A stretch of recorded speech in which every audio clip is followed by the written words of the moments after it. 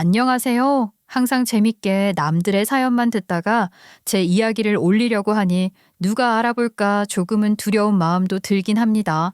수없이도 많은 인생사의 고민이 올라오는 이곳에 현명한 댓글을 달아주시는 구독자분들의 의견을 들어보고 싶어서 저도 사연을 올리게 되었어요. 여러분, 혹시 신혼집에 딱 입성을 한 지 3주 만에 시댁에서 당당하게 합가를 요청했다면 어떻게 빠져나가는 것이 현명한 방법일 거라 생각하시나요? 대놓고 안 된다. 혹시 애둘러서 어려울 것 같다. 보통은 그렇게 생각하시겠죠.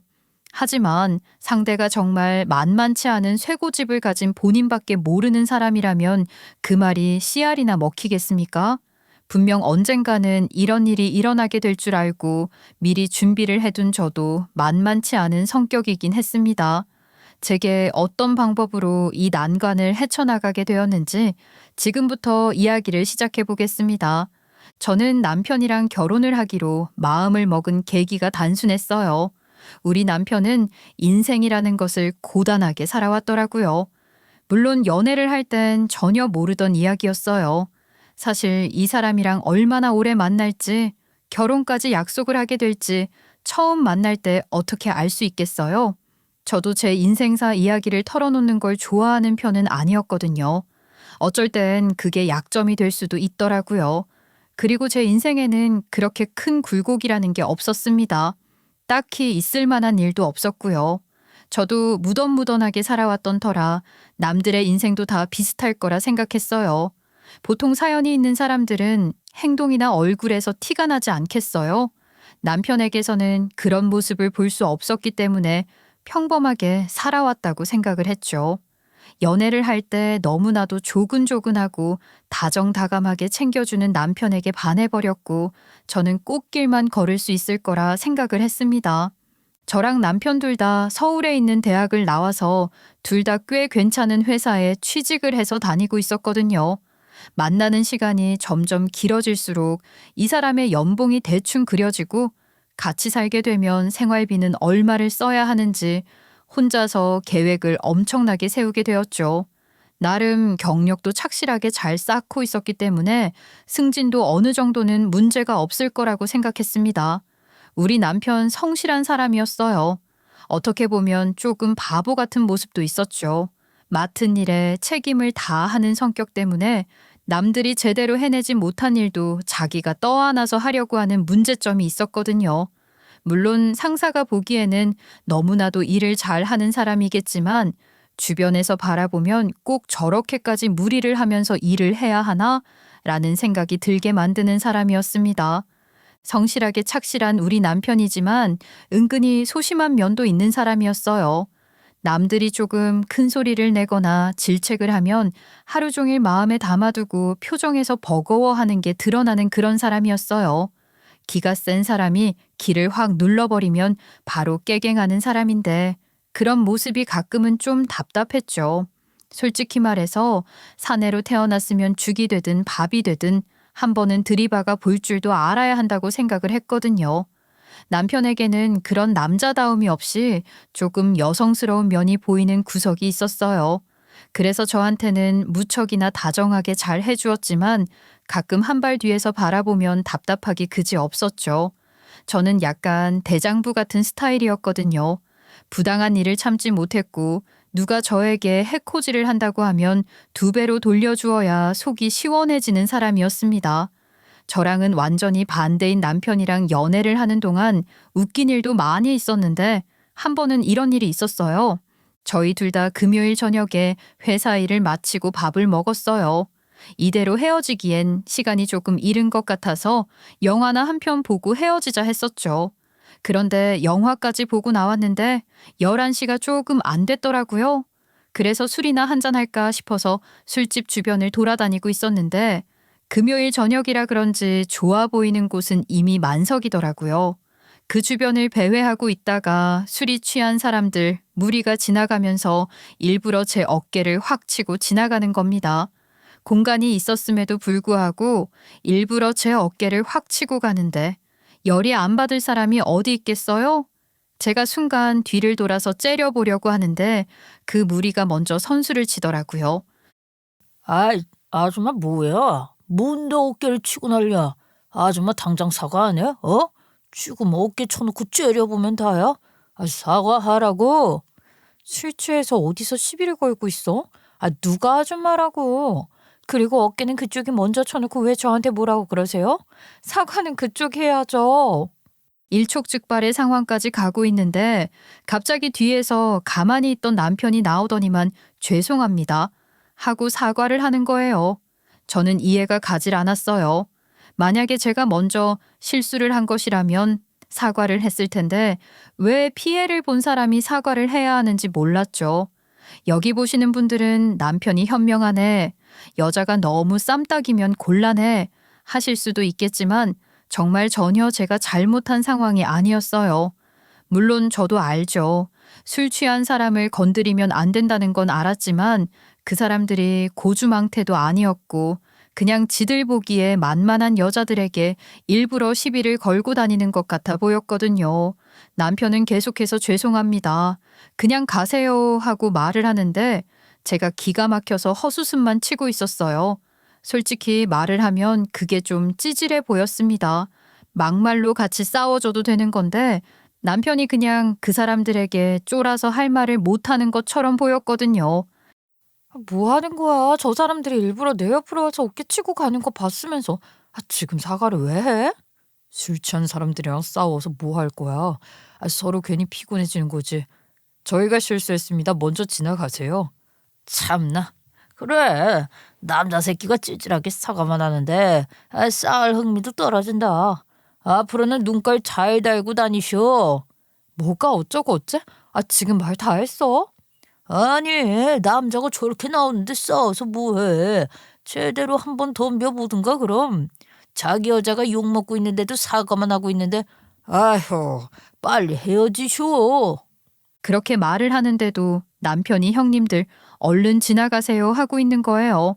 딱 봐도 저희보다 어려 보이는 남자애들이었는데 형님들, 형님들 하면서 구부정하게 그러고 있는 게 진짜 낯부끄러웠어요. 주변에 술집이 많았으니까 큰 소란에 구경하는 사람들도 있었는데 제가 구경거리가 된 느낌이었거든요. 답답할 만하지 않겠어요? 그런데 매번 이런 식인 겁니다. 남자가 말이죠. 자기 여자가 억울한 일을 당했으면 같이 화를 내줘야 하는 거 아니에요? 맨날 저한테 참아야 한다고 참는 게 복이라고 말을 하는데 참다가 병이 생길 것 같은 느낌이었어요. 하지만 이런 남편이랑 제가 결혼을 하기로 마음을 먹었다고 하니 또 신기하실지도 모르겠네요. 그래도 그런 답답함 말고는 장점이 더 큰 사람이었어요. 안정이 되어 있는 직장과 성실하게 모든 일에 임하는 태도, 그리고 자상한 내면이 있었기 때문에 단점보다 장점이 많은 사람이라고 생각을 했던 거죠. 사실 그런 사람 어디 가서 찾기 쉽지 않거든요. 만나다 보면 단점만 수두룩하게 보이지 하루하루 이런 장점도 있네? 하고 생각하게 만드는 사람이 많진 않았어요. 제가 지금까지 연애를 해본 결과로는 그랬죠. 물론 답답할 때가 종종 있기야 했지만 단점 하나 없는 사람이 어디 있겠습니까? 말도 안 되게 분노 조절 장애가 있다던가 노름을 좋아한다던가 그런 단점보다야 답답한 게 100배 나은 법이죠. 그리고 제가 본 장점이 꽤 훌륭했고요. 그래서 결혼까지 마음을 먹게 된 것이었는데 서로 알아오고 연애를 한 시간이 있었으니 나이가 들매 따라 당연히 결혼까지 생각하고 있을 줄 알았거든요. 제가 결혼에 대해 슬쩍 운을 띄우니까 전혀 예상을 하지 못했다는 얼굴로 머리를 극적이는 겁니다. 저는 그런 모습에 아주 조금 서운했어요. 저만 깊은 관계로 생각을 했던 건가 싶고 이 사람은 막상 저랑 먼 미래까지는 내다보지 않았었던 거구나 하는 마음이 드니까 좀 그렇더라고요. 제가 너무 김칫국을 마셨나 싶어서 얼굴이 조금 벌겋게 달아오르기도 했어요. 제가 민망해하는 걸 아니까 남편이 손사래를 치면서 오해하지 말라고 하면서 아주 뜻밖의 이야기를 꺼냈습니다. 아니야, 자기랑 결혼을 하기 싫다거나 그런 건 절대 아니고 내가 아직 자기한테 말을 하지 못한 게 있어서 그래. 사실 조금 늦긴 했지만 내가 할 말이 있어. 무슨 할 말? 뭔데 그렇게 진지하게 이야기를 하려고 각을 잡아. 혹시 당신 뭐 불치병이라도 있고 그런 거 아니지? 그런 건 아니고 사실 나한테 막둥이 동생이 하나 있어. 근데 그 동생이 말이야. 배다른 형제야. 그게 무슨 소리야? 배다른 형제라니. 그러면 뭐 사생아라는 그런 이야기를 하는 거야? 저는 정말 깜짝 놀랐습니다. 남편에게 그런 가정사가 있을 거라고는 생각도 못 했거든요. 배다른 형제가 있다는 것에 조금 충격을 받았죠. 이게 무슨 콩가루 집안 같은 이야기를 하는 건가 싶었어요. 그러면 제가 모셔야 할 시어머니가 둘이 있는 건가? 지금은 누구랑 살고 있는 거지? 정말 무한한 상상의 나라를 펼치게 되더라고요. 저는 정말 처음 듣는 소리에 멘탈이 살짝 털리기 일보 직전이었어요. 남편이 독립적으로 살고 있는 사람이긴 했거든요. 집안일도 잘하고 남자 혼자 살면 뭔가 집에서 쿰쿰한 냄새도 날 것 같고 그러잖아요. 근데 우리 남편 집은 정말 호텔처럼 깔끔했어요. 그래서 시어머니께서 관리를 좀 해주시나 싶었는데 이런 속사정이 있을 거라고는 전혀 생각을 하지 못했죠. 혼자 살기 시작한 지도 꽤 됐고 또 집안을 말끔하게 정리를 하게 된 것도 전부 새어머니인 시어머니 때문이라는 것이었습니다. 나랑 막둥이랑 나이 차이가 많이 나. 우리 부모님이 이혼하고 재혼을 하신 거라. 새어머니께서 내가 17살 때 동생을 낳았거든. 나랑은 16 차이가 나는 셈이지. 그래서 막둥이가 어지른 거 하나하나 내가 다 치우고 하느라 정리벽 같은 것도 생긴 거고. 그런 이야기를 듣는데 마음 한구석이 또 짠하더라고요. 사실 사람들에게는 편견이라는 게 존재하는 법 아니겠어요? 새엄마라고 하면 계모들부터 떠올리게 되잖아요. 요즘에도 그런 사건, 사고가 많은데 예전에는 더 심했으면 심했지 덜 하진 않았을 거라는 생각을 하기도 했고요. 또 동생이랑 나이 차이가 많이 난다고 하니까 차별 같은 것도 심하게 당하진 않았을까 하는 생각을 하게 되더라고요. 우리 남편이 35살이었는데 막둥이가 19살이라고 하니까 까마득하게 어려 보이긴 했어요. 나이 차이가 심하게 나니까 우리 남편이 고생했구나 싶은 생각이 절로 들더라고요. 그렇잖아요. 우리 남편 17살 때 생긴 신생아 동생이면 우리 남편이 딱 사춘기 그 즈음 아니겠어요? 남자 나이 중고등학생 시절이 질풍노도의 시기잖아요. 그때 출산을 했으면 온 가족이 신생에게 맞춰졌겠지. 우리 남편이 뭘 하던지 간에 그걸 신경이나 썼겠냐 이 말입니다. 공부를 하는지 마는지 신경도 안 썼겠죠. 거기다가 자기 배로 낳은 자식이 있는데 남의 자식이 눈에나 들어왔겠어요? 그런 생각부터 딱 드는데 우리 남편이 왜 소심한 성격을 가지게 되었는지 절로 이해가 갔어요. 또 새어머니가 성격이 드센 사람이었다면 우리 남편이 기센 사람만 봐도 바짝 기에 눌려서 깨갱하는 모습이 이해가 가기도 했고요. 어릴 때 한번 겪은 트라우마들은 쉽게 사라지지 않는 법이잖아요. 그런 이야기를 듣고 있으니까 남편의 인생사가 이해가 가기도 하고 그쯤 되니 궁금하기도 하더라고요. 친어머니는 어디서 뭘 하는지요? 혹시 병마와 싸우다가 돌아가시게 되었는지 아니면 이혼을 하게 된 건지. 근데 제가 그 분위기에서 쉽게 물어볼 수 있는 건 아니긴 했어요. 그래서 그냥 궁금하다 생각만 하고 있었는데 남편이 먼저 말을 해주더라고요. 사실 친모는 살아있긴 한데 어디서 뭘 하는지 모른다고요. 저는 그것도 충격적이었죠. 아니, 어떻게 어머니인데 행방을 몰라? 그리고 친어머니도 그렇다. 자식 있는데 어디서 뭘 하는지 말도 안 해준단 말이야? 자식한테? 우리 아버지랑 이혼을 한 이유도 그런 것에서 온 거야. 걸핏하면 어디 간다. 쪽지만 남겨놓고 사라지고 짧게는 3, 4일, 길게는 한 달도 사라지는데 우리 아버지가 도무지 견딜 수가 없다고 이혼하자고 강력하게 나와서 이혼을 하게 된 거지. 이게 무슨 뚱딴지 같은 소리인가 싶었어요. 걸핏하면 사라지는데 길게는 한 달까지도 사라진다니. 자식이 있는 엄마로서의 행동이라고는 상상할 수 없지 않겠어요. 그렇다고 어디 바람이 난 것도 아닌 것 같다는데 남편이 더 이상은 말을 하지 않더라고요. 딱 눈치가 이런 이야기를 하고 싶지 않아 하는 것 같았어요. 어떻게 보면 본인의 치부이기도 한 가정사니까 남들에게 털어놓기 쉽지 않기도 하겠죠.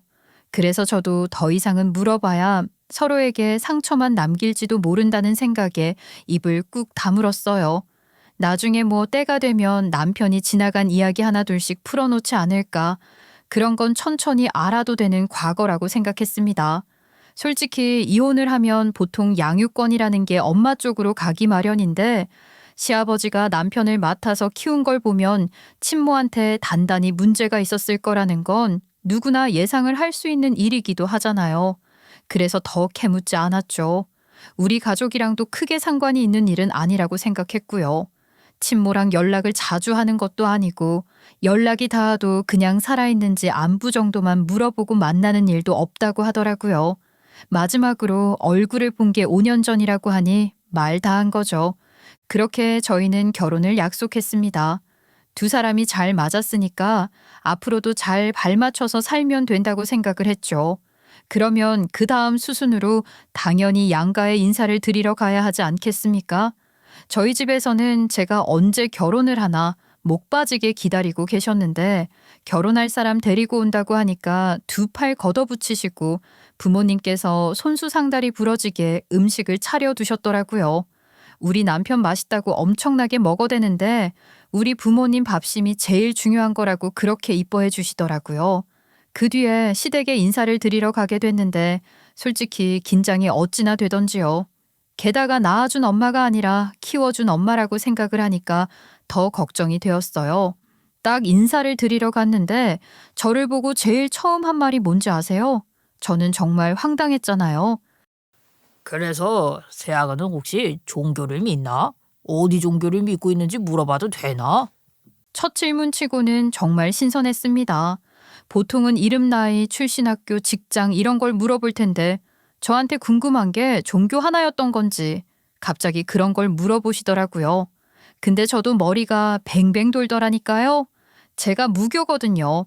무교라고 했다가 본인들이 다니는 교회나 성당절 같은 곳에 같이 가자고 하면 어떡하지? 하는 생각이 들었어요.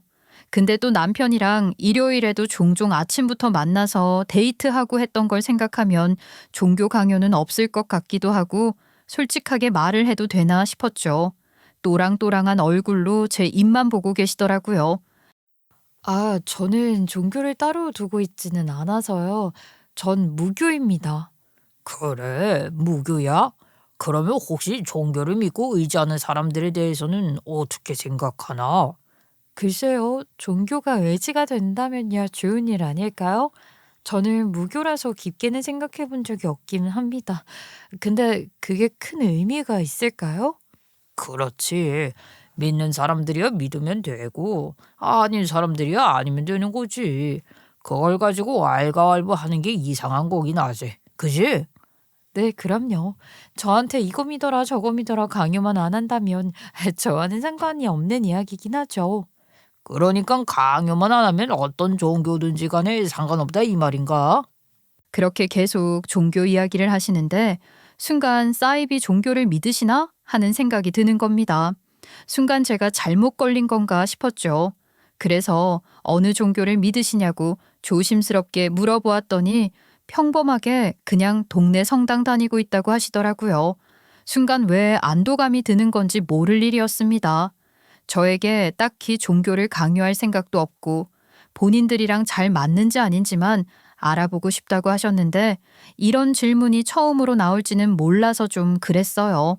그냥 저한테 이상한 종교를 믿으면 반대한다고 말을 하려고 했는데 그런 게 아니라서 다행이라고 하시더라고요. 사실 저희 친정엄마가 점 보러 다니시는 걸 엄청나게 좋아하셨었는데 그걸 굳이 이 자리에서 말을 할 필요는 없다고 생각했어요. 그러면서 쓰잘데기 없는 이야기들을 하시는데 제가 제일 궁금했던 건 남편의 동생, 그러니까 막둥이였거든요.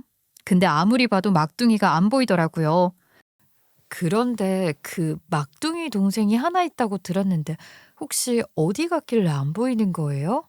아, 우리 아들 지금 학교에 있지. 이제 곧 올 시간이 다 되긴 했는데 19살이라 고3이라서 늦게 끝나거든. 그래서 저는 공부를 무척이나 성실하게 하는 학생인 줄 알았어요. 저녁 8시가 넘어가는 시간인데 아직도 학교에서 자습을 하고 있다는 건 우등생이라는 소리나 다름 없다고 생각했거든요. 그렇게 한 20분 정도 더 이야기를 나누고 있는데 현관문이 벌컥 열리더니 쾅 다치더라고요. 소문으로만 듣던 막둥이구나 싶어서 두근두근 했는데 꼴이 딱 봐도 불량 학생 같더라고요.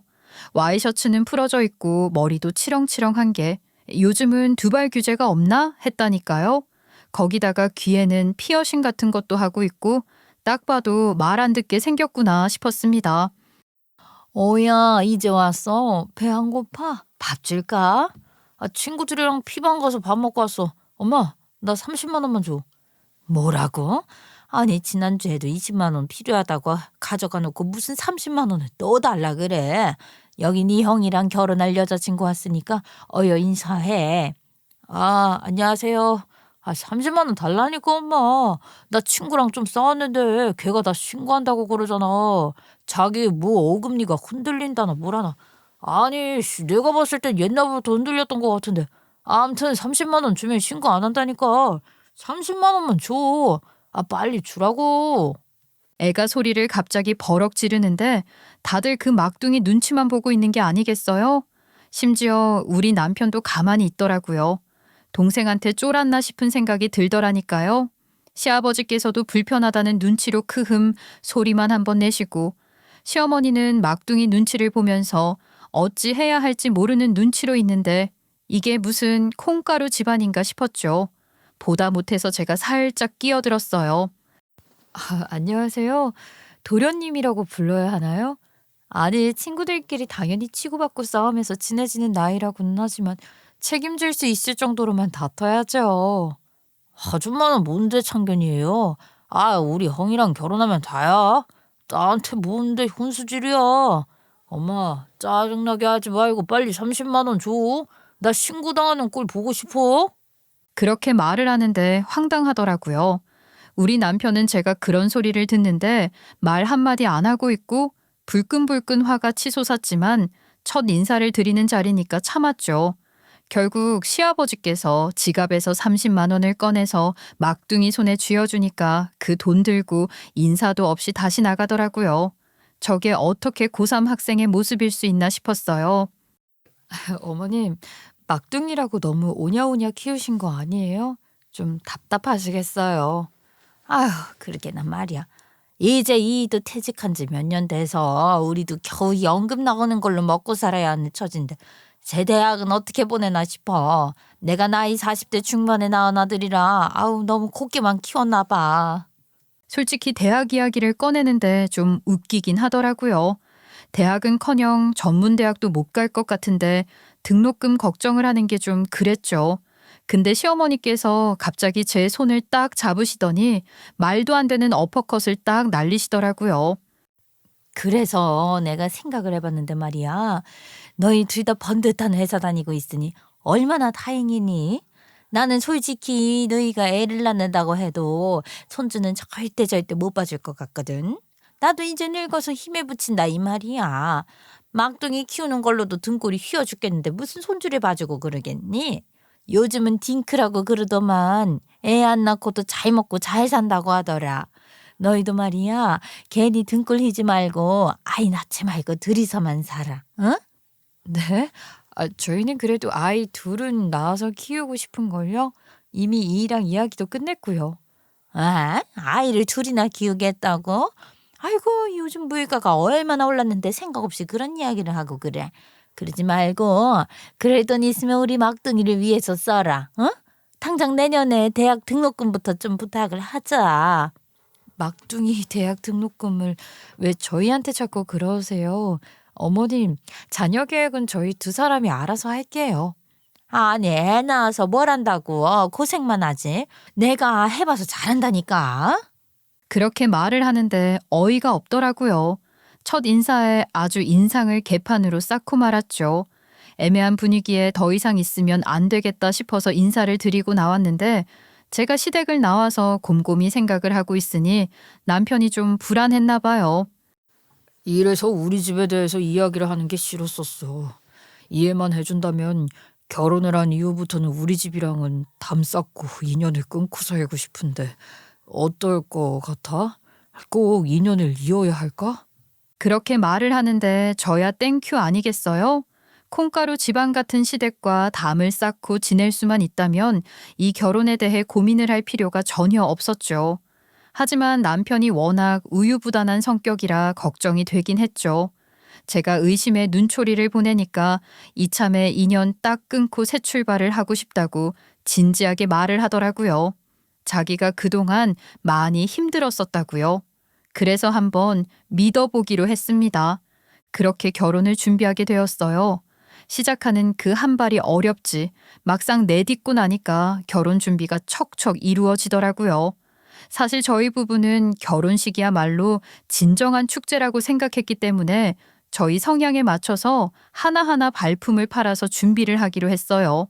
시간에 쫓길 필요 없이 천천히 준비를 꼼꼼하게 하자 싶었죠.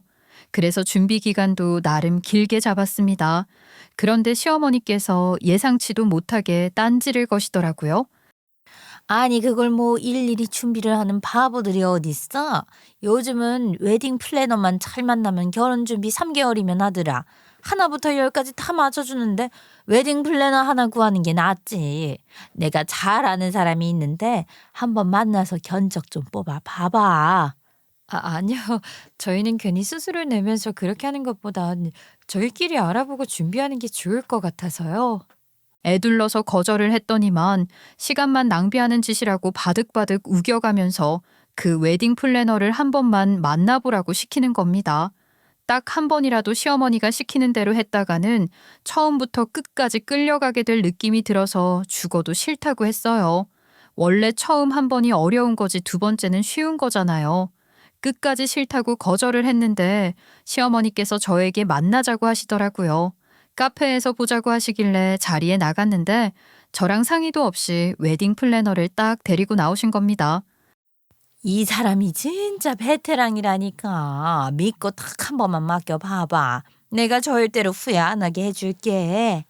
어떻게 거절을 해야 할지 모르겠어서 잠시 화장실에 다녀온다고 했죠.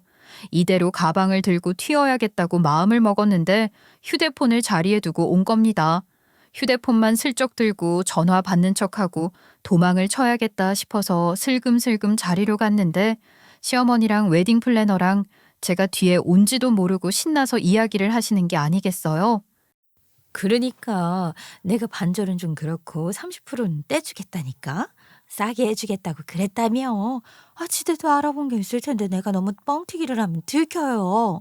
아유 그래도 내가 물어온 계약건인데 30%는 좀 치사한 거 아니야? 반절은 떼줘야지. 요즘 일도 없어서 죽을 맛이라며 반이나 먹는 게 다행인 거 아니야? 얘들 돈 많아. 그냥 조금 더 뻥튀기해서 불러. 나도 이참에 비상금 좀 챙겨놔야지. 그러니까 웨딩 플래너를 만나라고 난리를 치셨던 게 한마디로 돈을 뜯어내려고 했던 것이었어요. 지인이라던 웨딩 플래너랑 짜고 저희에게서 수수료를 받아 챙기려고 했던 속셈이었던 거죠. 정말 해도 해도 너무한다 싶더라니까요. 그 자리에서 바로 어머님 하고 불렀고 놀라서 소리를 꽥 지르신 시어머니께서는 민망해서 어쩔 줄 몰라 하시더라고요. 저는 더욱 더 당당해질 수 있었죠. 이런 식으로 돈을 뜯어내려 하실 줄 몰랐다고 이만 가보겠다고 하니까 붙잡지도 못하시더라고요. 그 뒤로 웨딩 플래너 이야기는 쏙 들어가게 되었죠. 이런 부당한 일을 겪을 땐 바로바로 질러줘야 한다니까요. 남편이었으면 그 속셈을 다 알았어도 답답하게 웨딩 플래너에게 붙잡혔을 겁니다. 당연히 남편에게 있었던 일을 이야기해 주니까 예상 밖의 반응을 보이더라고요. 저는 그냥 엄마가 한번 해달라는데 해달라는 대로 해주지라는 반응이 나올 줄 알았는데 씩씩거리는 게 아니겠어요? 결혼만 하면 인연을 끊어버릴 거라고 그렇게 이야기를 하더니만 정말 약속을 지킬 모양인지 화를 내더라고요. 진짜 해도 해도 너무하다는 생각이 든다. 나 말이야 취직하고 나서 매달 돈 뜯겼어. 새어머니한테 매달 키워준 값을 드렸다고. 그게 무슨 소리야? 키워준 값이라니. 내가 친자식이 아니잖아. 그동안 집에서 먹고 자고 한 값은 돌려줘야 하는 거 아니냐고. 나 그래서 취직하고 나서 매달 100만 원씩 생활비 드렸어. 내가 독립을 한 다음에도. 정말 황당했죠. 아무리 친자식이 아니라고 해도 자식에게 키워준 값을 내놓으라는 게 무슨 소리냐고요. 그렇다고 어릴 때부터 키운 것도 아니고 우리 남편 중학교 2학년 때부터 같이 살았다고 하던데 우리 남편이 26살에 독립을 했으니 끽해봐야 10년, 11년이었어요. 점점 시댁 식구들이 이상하게 보이기 시작했고 이 사람들이랑 인연을 이어가 봐야 좋을 게 하나도 없다는 생각을 하게 되었어요. 그렇게 저는 그 이후에 시댁에서 부당한 요구를 해올까 봐 연락을 점점 피하게 되었고 시댁에서도 제가 피하는 걸 느낀 건지 연락을 자주 하진 않으셨죠. 그렇게 저희 부부 결혼을 준비하기 위해서 결혼식장까지 전부 예약을 마치고 준비할 거 다 하고 나니까 큰 문제가 하나 남았더라고요. 바로 집이었어요. 신혼집을 구해야 하지 않겠어요? 반반 결혼을 할 것이냐, 조금 더 여유가 있는 사람이 준비를 해올 것이냐 고민이 많았었죠.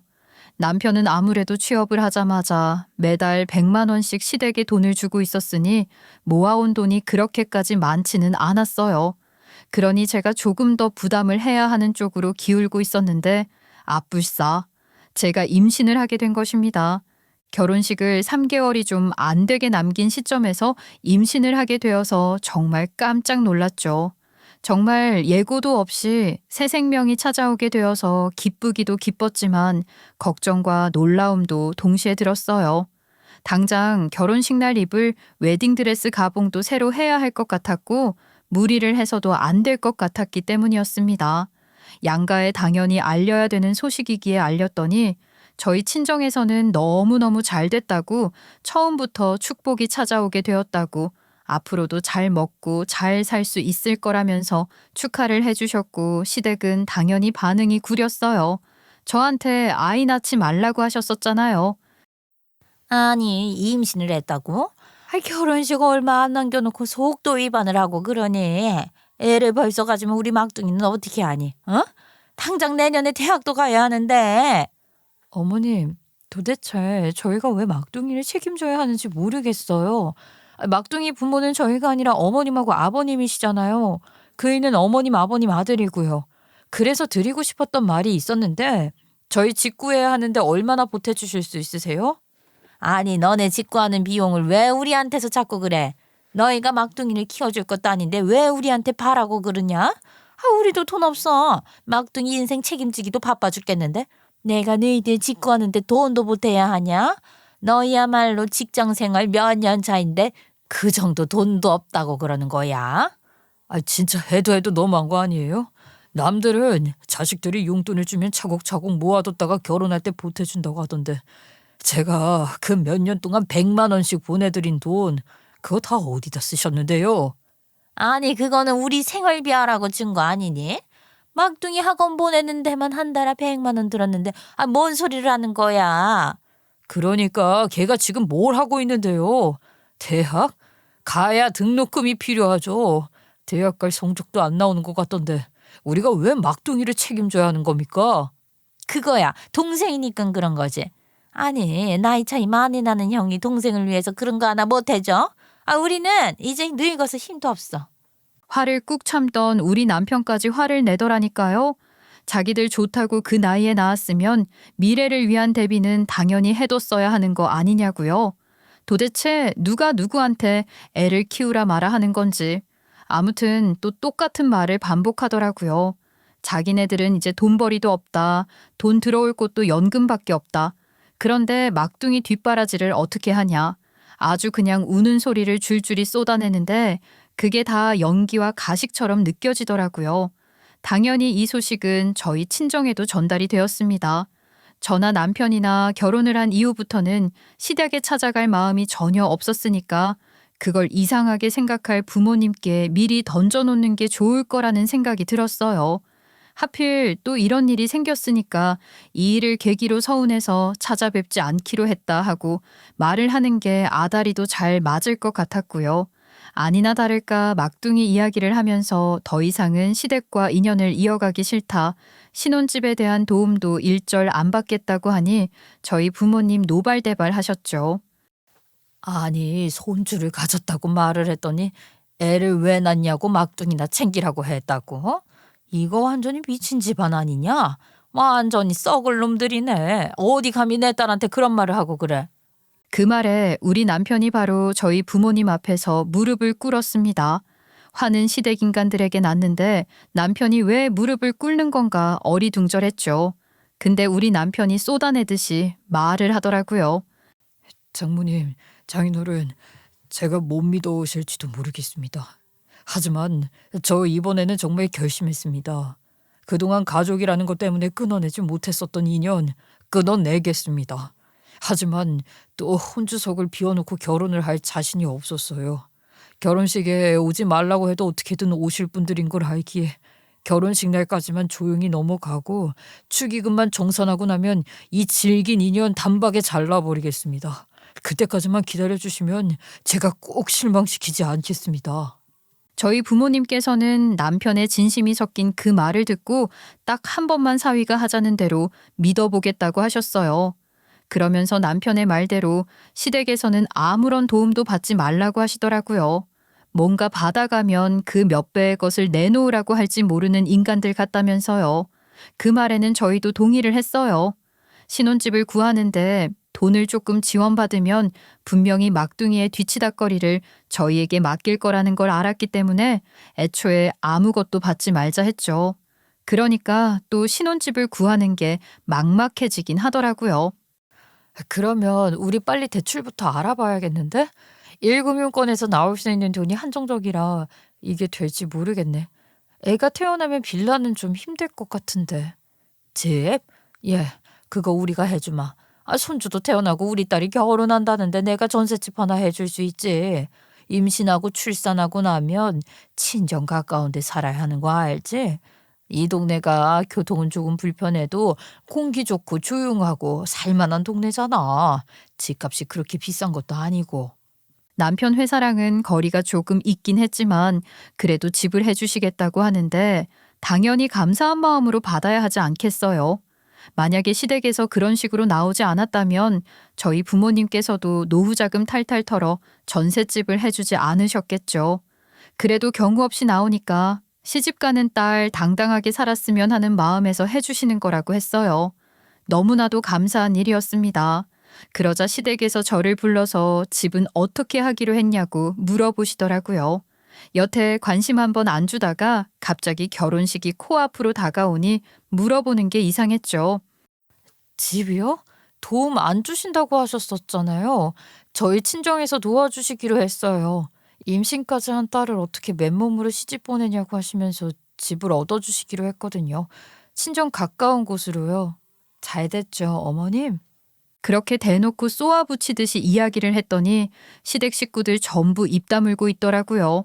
거기서 무슨 할 말이 더 있겠어요? 제가 일부러 세게 말한 것도 있었어요. 저희 친정에서 해주신 집인데 집 했다고만 말을 하면 우리 막둥이 좀 챙겨라 하는 소리 하실까봐 일부러 친정에서 해주신 집이라고 대놓고 말을 한 거죠. 그래야 넘보지 않을 것 같았거든요. 제 예상이 딱 들어먹힌 겁니다. 입을 딱 다무시더라고요. 저는 오히려 다행이라고 생각했어요. 그렇게 저는 결혼식을 올리게 되었어요. 제가 임신 3개월 차였기 때문에 입덧이 좀 있는 상태였습니다. 결혼식이 워낙 아침부터 시작하는 데다가 빈속으로 진행이 되니까 울렁거림이 미치겠더라고요. 세상에 임신을 한 모든 여성분들에게 존경을 표하게 되었죠. 그냥 작은 새 생명이 뱃속에 자리 잡았을 뿐인데 이렇게까지 몸의 변화가 심하게 일어나게 될 줄은 몰랐거든요. 결혼식 내내 체력이 너무 부족해서 힘들었어요. 패백을 할 때도 저를 몇 번이나 하는데 어지럽더라고요. 그렇게 힘들다 하고 있는데 시어머니께서 쯧쯧 하시면서 한마디 딱 하시는 겁니다. 그러길래 왜 임신을 해서는 이 고생을 사서 하고 있는 거야? 그냥 우리 막둥이나 잘 보살피면 목이 굴러 들어올 텐데. 진짜 미친 소리를 한다 싶었다니까요. 저는 임신 초기라 위험할까봐 신혼여행도 취소했는데 결혼식 날 그런 소리까지 들으니까 속상했죠. 그렇게 저희는 새집에 들어가서 살게 되었습니다. 지은 지 연식이 좀 된 아파트이긴 했지만 가격 대비 구조가 너무 잘 빠진 집이었어요. 42평짜리 집이어서 방도 4개였는데 친정 부모님께서 둘째까지 한 방에 낳으라고 일부러 방이 4개인 집으로 얻어주셨어요. 저랑 남편이랑 혼자서 생활을 한 지 오래가 되었기 때문에 하나는 아예 옷방으로 만들었거든요. 부부 침실에 아이 방에 옷방까지 만들고 나니까 집이 꽉 차 보이더라고요. 그런데 저희가 새 집에 적응도 하기 전부터 시댁에서 집들이는 언제 할 거냐고 난리를 치는 겁니다. 우리 남편 연 끊겠다고 하더니만 이러지도 못하고 저러지도 못하고 질질 끌려다니더라고요. 왜냐고요? 시댁 쪽으로 들어온 축의금 전부를 남편에게 주었더라고요. 남편은 그 돈을 쓰지도 못했어요. 축의금 그 돈을 가지고 빌 붙으려고 할까봐 지레 겁을 먹은 거죠. 만약 그 돈을 빌미로 딴소리를 하면 돌려주고 연 끊을 거라면서 전전긍긍하더라고요. 저라면 그냥 돌려주고 끝냈을 것 같긴 했지만요. 아무튼 집들이 타령을 하도 하길래 그래 마지막으로 집 구경은 한번 시켜드리자 싶었습니다. 어차피 친정에서 해준 집이니까 오히려 제가 할 말 다 하고 당당하게 굴 수 있는 자리라고 생각했어요. 친정 부모님 먼저 집들이에 초대하고 결혼식을 올린 지 3주일이 지났을 때 시댁 식구들을 초대해서 집들이를 하게 되었습니다. 시댁 식구들 약속 시간에서 1분도 지각하지 않고 찾아왔더라고요. 시댁이 30평형대 집이었는데 현관부터 크기가 다르니까 너무 좋다면서 입을 떡 벌리는데 도배를 새로 한 맛을 보는구나 싶었습니다. 예, 집이 좋아도 너무 잘 빠진 거 아니냐? 이런 집에서 거저 살게 되었으니 참 축복이다. 어디 방 구경 좀 해도 되니? 일단 식사부터 먼저 하시는 게 어떻겠어요? 방은 아직 정리가 덜 되어서요. 지저분해요. 그래? 그래도 우리가 어떻게든 치워서 살면 되니까. 그러면 안방은 너희가 쓸 거고 딱 봐도 저쪽은 아기 방 같고 우리는 남는 두 방 중에 어디 쓰면 되겠니? 네? 그게 무슨 소리셔요? 저희 집에 들어와서 산다니요? 우리가 너무 앞뒤 설명이 없었네. 글쎄, 우리 막둥이가 또 사고를 쳤지 뭐야. 오토바이를 타다가 외제차를 들이박았는데 그게 그 무슨 뭐 한장반 자동차라나 뭐라나 수리비만 해도 억소리가 나온다더라. 그래서 우리 집 내놓기로 했다. 안 그러면 우리 막둥이가 깜빵에 간다는데 어떻게 하니? 이제 성인이라 피할 수도 없는데. 그건 어머님 아버님 사정이죠. 막둥이가 사고 친 거 수습한다고 왜 저희 집에 들어와 사신다고 그러세요? 저희는 무슨 잘못이 있어서요? 너 지금 무슨 편가르기 하는 것도 아니고 그렇게 말하면 서운하지.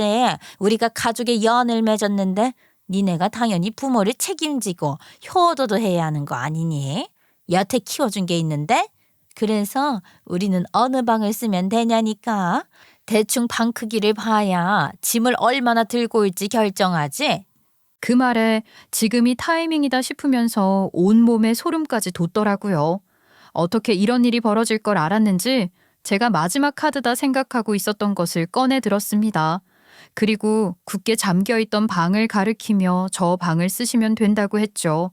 신이 나서 문고리를 확 잡아 연시어머니께서 그대로 오줌을 지린 사람처럼 사색이 되더니만 뒷걸음질을 쳐서 시아버지가 있는 거실로 도망쳤어요.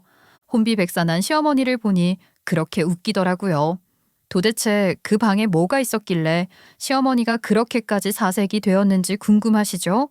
그 방은 제가 미리 장치를 해둔 방이었습니다.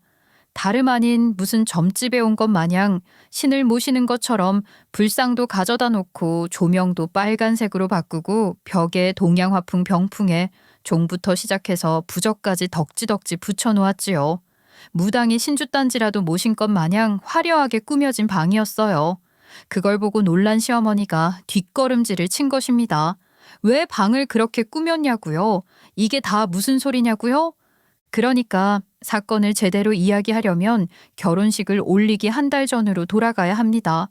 그때쯤 저희가 신혼집을 구했고 도배도 새로 하고 가구들도 들여놓고 있었어요. 근데 남편이 계속해서 고민을 하더라고요. 남편을 낳아주고 유년 시절을 함께했던 친모를 결혼식에 초대를 해야 하나 말아야 하나로 말입니다. 저는 당연히 결혼식에 초대를 해야 한다고 했는데 시아버지와 시어머니께서 친모의 방문을 반가워하지 않을 거라고 고민을 하더라고요. 요즘 시대가 어느 시대인데 친모가 결혼식 오는 걸 가지고 싫어하겠어. 당연히 연락드려야지. 아들이 결혼하는데 여태 연락 안 돌린 것도 이상하다. 그게 사실은 엄마가 지금 뭐라고 있을지도 모르고 그게 내가 또 말을 하지 않은 게 있는데 아우, 아직도 숨기는 게 있단 말이야? 당신 무슨 양파야? 뭐가 까도 까도 계속 나오고 그래. 사실 우리 엄마랑 아버지가 이혼을 한 게 엄마가 신내림을 받아서 그런 거야. 저는 정말 너무 놀라서 입을 다물 수가 없었습니다. 그러니까 남편을 낳고 4년째가 되던 해에 친모에게 신병이 왔대요. 이유 없이 열이 펄펄 끓고 보이면 안 되는 것들이 보이기 시작해서 전국을 돌면서 용하다는 무당은 다 찾아갔대요. 절도 가보고 점집도 가보고 했더니 신내림을 받아야 된다고 무병이라고 하더랍니다. 그래서 그때 내림굿이라는 걸 받아서 신을 받들기 시작했대요. 집에서 밥을 먹다가도 빙의가 되어서 영 다른 목소리를 내기도 하고 시아버지께 너 뭐 했지? 너 여기 갔다 왔지? 하면서 말하지 않은 걸 맞추기도 하더랍니다.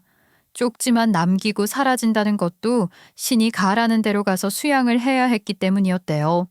점점 가정은 돌보지 않고 신만 떠받들기 시작하자 시아버지께서 눈이 돌아가신 거죠. 그래서 참다 우리 남편 15살 때 이혼을 했답니다.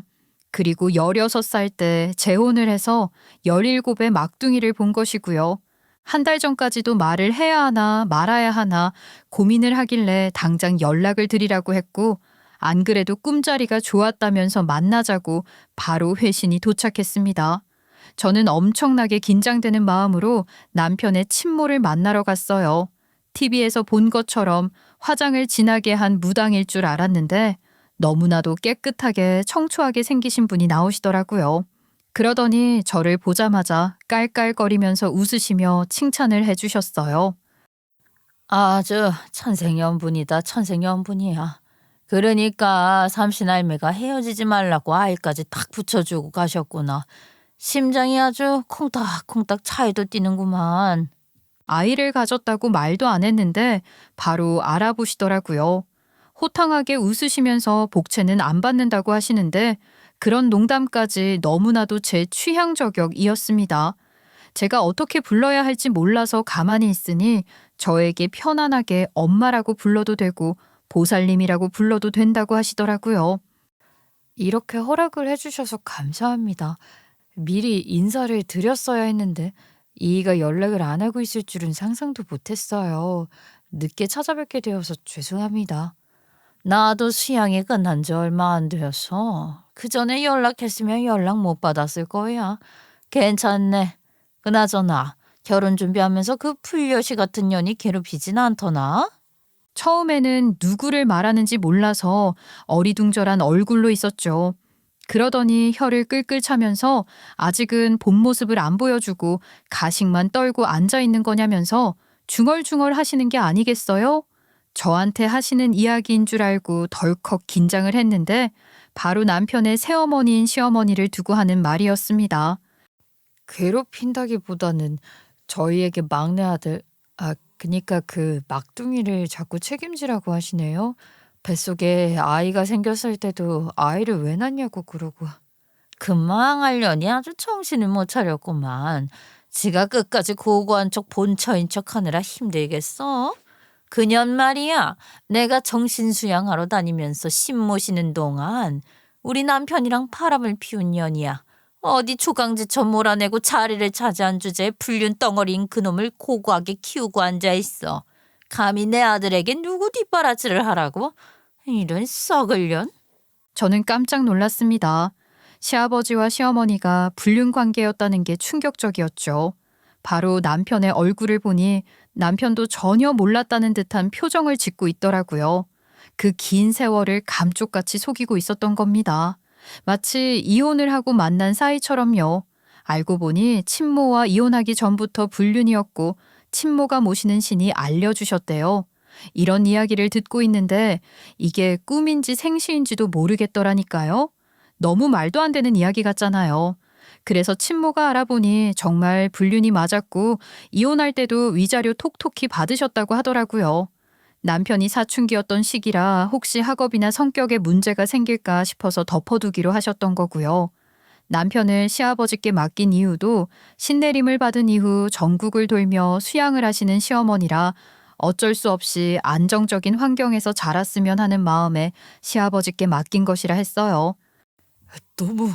너무 한꺼번에 충격적인 이야기들을 들어서 제정신을 못 차리겠는데요. 아니, 이런 이야기를 왜 여태까지? 알아서 누구 좋으라고. 지가 낳을 아들을 내 아들에게 덮어 씌우려고 하니 열받아서 실어냈을 뿐이다. 너희한테 매번 그렇게 돈 타령해야 되지? 어머님, 와, 정말 용하시네요. 아니, 이런 말도 혹시 실례일까요? 안 그래도 저희만 보면 돈돈거리시는데 죽겠어요. 내가 용한 게 아니라 이건 네 아버지가 얼마 전에 나를 찾아와서 돈 달라고 해서 한 거다. 너희 신혼집 얻어줘야 한다고 돈 있으면 보태달라고 하길래 내가 큰 돈 쥐어줬는데. 네? 아버지께 돈을 드렸다고요? 그래. 그래서 너네 집은 잘 얻었냐? 내가 한번 가서 잡것이 있는지 없는지 살펴볼 수 있으면 좋으련만. 어머님, 아버님께서 돈 없다고 하셔서 신혼집은 저희 친정에서 얻어주셨어요. 어머님이 돈을 주신지도 몰랐는걸요? 뭐라고? 아이 그러면 이놈들이 너의 핑계를 대고 돈을 가져가서는 지들 배를 불렸단 말이야? 이걸 내가 아주 그냥 내 그럴 줄 알았어. 표정에서부터 꿍꿍이가 있는 것처럼 굴더라니. 그 집 망나니가 사고를 쳐도 단단히 쳤겠구만. 요즘 조용한 것 같던데. 그 악덕한 팔자가 어디 가만히 있을 리가 없지. 그놈은 잡기가 많이 씌어서 절대로 사고를 안 치고는 못 빼기는 놈이다. 분명히 말도 안 되는 큰 사고를 쳤을 거야. 시간이 흐르면 흐를수록 큰 액수의 사고를 치게 될 팔자거든 걔가. 그때는 몰랐죠. 그 막둥이가 외제차를 박아서 시댁집까지 팔게 만들 줄이야 누가 알았겠어요. 친모에게서 돈을 받아갔지만 그 돈으로 다 갚을 수가 없으니 집을 줄이겠다 결심을 한 찰나 저희 신혼집에 욕심이 났겠죠. 같이 살면 생활비도 안 들 것 같고 더불어 막둥이 케어까지 덤탱이 씌울 수 있을 거라 생각했을 모양입니다. 아무튼 그 막둥이 사주가 드세도 너무 드세다고 말을 하는데 정말 용하다는 말이 절로 나오더라고요. 다른 건 몰라도 그 집 인간들이 새가슴이라 내가 나타난 걸 알면 기겁을 할 거다. 그러니까 그 인간들이 집에 오겠다고 하면 방 하나를 내 신전방처럼 꾸며놔. 내가 신을 모시러 오는 곳이라고 잡기가 많아서 쫓아내야 한다고 그래. 그러면서 부적을 몇 장씩 써주셨어요. 솔직히 새 집에 그런 공간을 꾸며야 한다는 게 내키지는 않았지만 정말 빈대같이 들러붙는 인간들을 쫓아내려면 그게 가장 좋은 방법이라는 생각도 들었습니다. 게다가 불륜으로 만난 사인이 저희가 친모를 만나고 왔다는 걸 알면 부끄러워서 고개도 들지 못할 거란 생각을 했죠. 방을 꾸민 뒤 저희 친정 식구들이랑 먼저 집들이를 했었잖아요. 신방처럼 꾸며진 방을 보고는 저희 친정엄마가 기겁을 하시더라고요. 그래서 제가 설명을 드렸죠. 그 보살님 이름이 무엇이냐? 내가 또 전보러 다니는 데는 일가견이 있지 않니? 무슨 산에 계신 보살님이라고 했었는데? 기억을 더듬어서 말씀을 드리니 엄마가 헉 하시는 겁니다. 예약이 앞으로 2년치가 꽉 차서 예약조차 안 되는 사람이라고 너무 용해서 갑자기 점 못 봐준다고 해도 다들 수긍하는 사람이라며 나중에 새치기 한번 가능하겠냐고 우리 남편 손 꼭 붙잡고 이야기를 하시더라고요. 아무튼 다시 사건 당일로 돌아와서 거실로 도망치던 시어머니께서는 다리에 힘까지 풀린 건지 주저앉으셨어요. 아니 방꼬라지가 왜 저 모양이야? 어? 아 누가 왔다 갔길래 저 모양이냐고. 누구긴 누구겠어요. 이 사람 낳아주신 어머님이 왔다 가셨죠. 저희 집안에 잡기가 많아서 방 하나 차려놓으면 대성할 수 있게 굿도 해주신다고 하셨거든요. 그리고 생각을 해보니까 이 사람 낳아주신 어머님인데 저희 집에서 가끔 지내시는 것도 나쁘지 않을 것 같아서요. 그럼 아버님하고 어머님은 어디서 지내시는 게 좋으실까요? 옷방밖에 안 남았는데. 아니면 저 방에서 같이 지내셔도 괜찮으시겠어요? 어차피 다 같은 한 가족이었던 사람이잖아요. 아니 그 여자랑 어떻게 같이 살아? 무당인데. 무서워서 같이 못 살지. 무서운 게 무당이라서가 아니라 불륜 저지른 거 들킬까 봐 그런 건 아니시고요? 그렇게 말을 하니 시아버지도 시어머니도 입을 떡 벌리고선 아무 말도 못 하시더라고요. 막둥이 또한 놀란 눈이었어요. 물론 이제 갓 20살 된 아이한테 이런 이야기를 하는 게 너무하다 싶을지 모르겠지만 저라고 언제까지 참을 수는 없는 노릇이잖아요. 아니, 우리 아이가 듣고 있는데 그런 말은 너무한 거 아니냐 너? 그리고 키워준 정이 있는데 어떻게 우리를 이런 취급을 할 수가 있어? 너무한 거 아니야? 야, 너도 할 말 있으면 해봐. 키워준 정이 뭔데요? 막둥이가 듣고 있다고 너무한 거 아니냐고요? 그러면 나는 여태 무슨 죄가 있어서 그렇게 구박을 받았는데. 나도 어릴 때 더 어린 막둥이 챙기랴 집 청소하랴 얼마나 고생했는데. 나 군대 가자마자 군대 가서 너무 좋다고 신나했잖아. 이제야 가족 같다고. 나 취업하자마자 매달 100만 원씩 생활비 뜯어갔잖아. 키워준 값 내놓으라고. 근데 여기서 뭘 더 어떻게 내놓으라는 거야. 더 이상 못해. 못하니까 우리 앞으로 보지 말고 삽시다. 남편은 서랍 안에 꽁꽁 넣어두었던 축의금이 들어있는 봉투를 내던졌어요. 그거 가지고 나가라고요. 그제서야 시어머니도 시아버지도 남편을 어르고 달래는 척하면서 그렇게 서운했냐고 미안하다고 말을 하는데 그 수야 뻔했죠. 본인들 오갈 곳이 없으니까 이제 와서 아쉬운 소리 하는 것이었어요. 하지만 남편은 강경했습니다. 2번 다시 보지 않겠다는 약속 꼭 지킬 거라고 했어요. 저는 남편의 뒤에 서서 든든하게 남편의 어깨를 토닥였습니다. 아우, 내가 욕심이 많았다는 거 인정할게. 그래도 어떻게 부모 자식 간에 연을 이렇게 쉽게 끊니? 우리도 자중하마. 그래, 신혼인데 같이 살자고 한 게 너무했지. 우리가 집 좀 줄여서 알아볼게. 같이 살자고 안 할 테니까 조금만 도와주면 서로 양보하고 살자. 서로 양보를 해요? 여태까진 저희만 양보를 한 것 같은데요. 더 이상은 그렇게 살 마음 없어요. 이 사람도 마찬가지고요. 정말 저희를 위하는 마음이 조금이라도 남아있다면 앞으로는 얼굴 보는 일 없었으면 좋겠어요. 그게 저희를 위한 진정한 길인 것 같아요. 그 말이 끝나기가 무섭게 남편이 막둥이 팔을 끌고는 현관 밖으로 내쫓았어요. 막둥이는 불륜이라는 이야기에 충격을 받은 건지 얼이 빠진 상태였죠. 막둥이가 힘없이 끌려가니 시아버지도 시어머니도 놀라서 짐을 챙겨서는 현관 밖으로 나가시더라고요. 남편은 끝까지 찾아오면 경찰에 신고를 할 거라고 했죠. 그 뒤로 며칠 잠잠하다 싶었는데 내놓은 집은 팔렸고 막둥이가 사고 친 거 갚은 뒤에 남은 돈이 없는 건지 저희에게 도와달라고 연락이 오긴 왔더라고요. 남편은 칼같이 잘랐습니다. 그리고 친어머니한테 돈도 받아가셨다면서요. 우리 신혼집 핑계대고요. 그거 친엄마가 고소한다니까 앞으로 잘 갚아보세요. 그 뒤로 저에게 도와달라, 잘못했다, 연락이 오긴 했지만 저도 다 차단을 해버렸습니다. 그렇게 며칠 뒤 남편의 친어머니께서 집에 놀러 오셨고 저희 집에 빌려주셨던 병풍이며 부처상이며 전부 가져가셨어요. 깨끗해진 방을 보면서 앞으로 잘 살으라고 부적 1개만 딱 전해주셨네요. 감사하게 받았습니다. 친정엄마는 그런 날 본인을 초대 안 했다며 서운해하셨지만 나중에 기회가 된다면 새치기 한번 부탁드려 보려고요. 현명하게 처리를 한 건지는 모르겠지만 그 뒤로 시댁 식구들에게 연락이 안 오는 걸 보면 2다리 뻗고 잘 수 있을 것 같습니다. 임신 5개월 차에 접어든 지금 태교에 열심히 임하고 있어요. 남편과 평생 무탈하게 알콩달콩 살고 싶어요. 친어머니께서 하신 말처럼 천생연분이 맞길 기도하며 저는 이만 사연을 마치도록 하겠습니다. 감사합니다.